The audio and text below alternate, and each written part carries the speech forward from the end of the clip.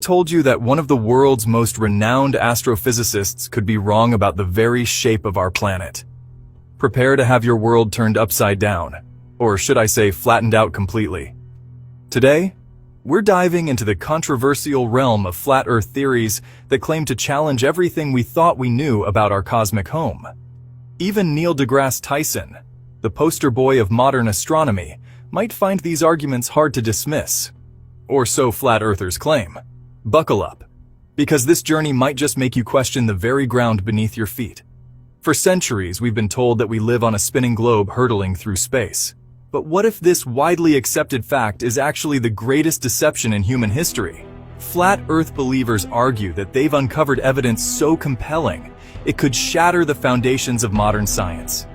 Let's explore some of their most intriguing claims, and then we'll examine why these theories don't actually hold up under scientific scrutiny.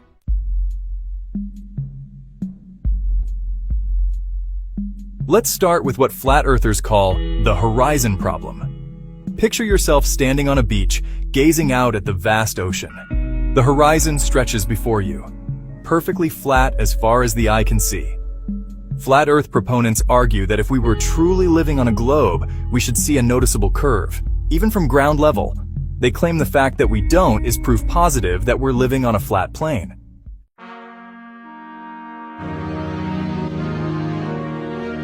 Next up is the infamous Bedford Level experiment.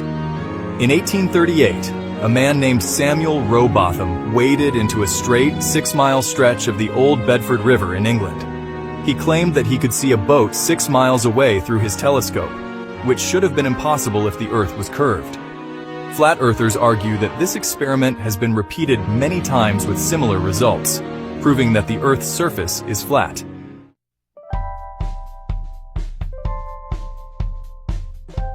Now, let's talk about something that might make your head spin, or not, according to Flat Earthers.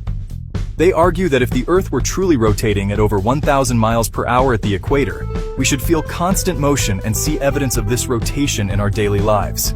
They claim that the fact that we don't feel any movement is proof that the Earth is stationary and flat.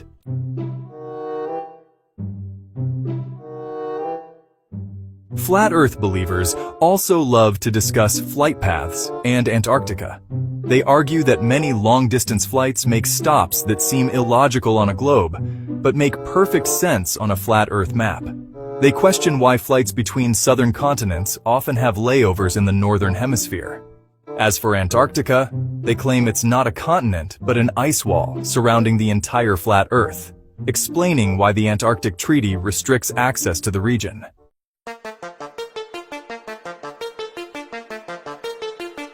The movement also challenges the very concept of gravity.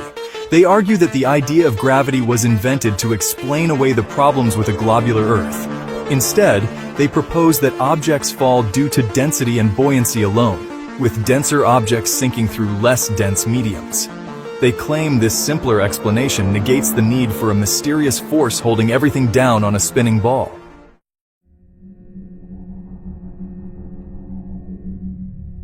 Perhaps one of the most shocking claims made by Flat Earth believers involves the nature of space itself. They argue that space, as we understand it, doesn't exist.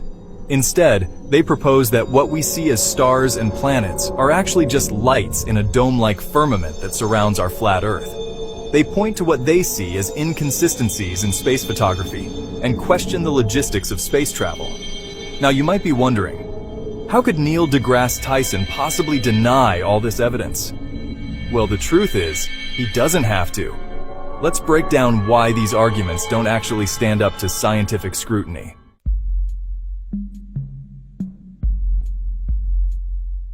First, the flat horizon. While it's true that the horizon appears flat to the naked eye, this is due to the sheer size of the Earth compared to our human perspective. The curvature is there, but it's too subtle to detect without specialized equipment. High-altitude photographs and footage from weather balloons and spacecraft clearly show the Earth's curvature. As for the Bedford Level experiment, it fails to account for atmospheric refraction. This phenomenon can bend light, creating the illusion of a flat surface over long distances. Properly controlled experiments that account for refraction consistently show results in line with a curved Earth. The argument about not feeling the Earth's rotation ignores basic physics. We don't feel the constant motion for the same reason we don't feel motion in a smooth-flying airplane. We're moving along with it. The atmosphere moves with the Earth, so there's no wind from the rotation. As for visual evidence, we see it in the patterns of weather systems and ocean currents, which are influenced by the Earth's rotation. Regarding flight paths, they're designed for efficiency and often follow great circle routes, which can look strange on a flat map but make perfect sense on a globe. Stopovers are typically due to practical considerations like fuel capacity, airport locations, and airline hubs. As for Antarctica, it's been extensively explored and mapped. The Antarctic Treaty is about environmental protection and scientific cooperation, not hiding the edge of the world. The density argument for gravity falls apart under scrutiny. It fails to explain why objects fall at the same rate in a vacuum, regardless of their mass. Gravity is not just a theory, but a measurable force that's been rigorously tested and confirmed through countless experiments and observations. The claim that space doesn't exist is perhaps the most easily debunked. We have countless photographs, videos, and direct observations from telescopes that confirm the existence of other planets, stars, and galaxies. Spacecraft have visited other planets in our solar system, sending back detailed images and data. The logistics of space travel, while complex, are well understood and have been demonstrated repeatedly since the mid-20th century.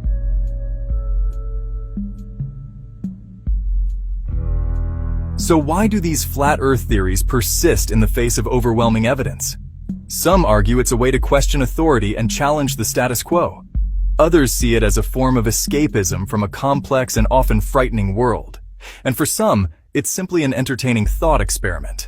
Whatever the reasons, the Flat Earth movement serves as a powerful reminder of the importance of scientific literacy and critical thinking. It challenges us to question not just what we're told, but also our own assumptions and the evidence we encounter.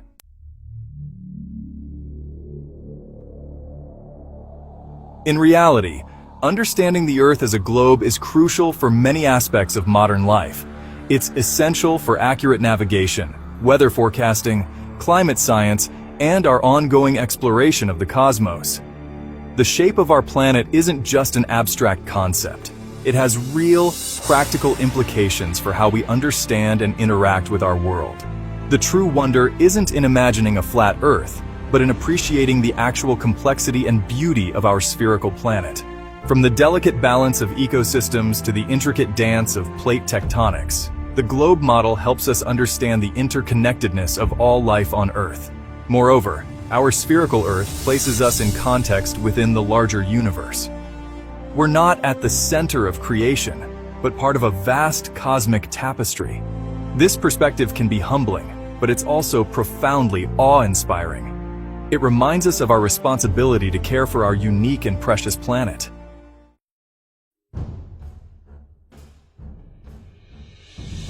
In conclusion, while these flat Earth theories might seem compelling at first glance, they crumble under scientific scrutiny. The real conspiracy isn't a global cover-up of a disc-shaped world. It's the awe-inspiring reality that we're all living on a beautiful blue marble spinning through the infinite expanse of the universe. This truth, revealed through centuries of scientific inquiry and exploration, is far more incredible than any flat Earth theory could ever be. So the next time someone presents you with supposed proofs of a flat Earth that even Neil deGrasse Tyson can't deny, remember this: our actual world in all its spherical glory is far more fascinating than any simplified model. The quest for knowledge isn't about confirming what we want to believe, but about discovering the genuine wonders of our universe. And in that quest, we find that reality often surpasses even our wildest imaginations.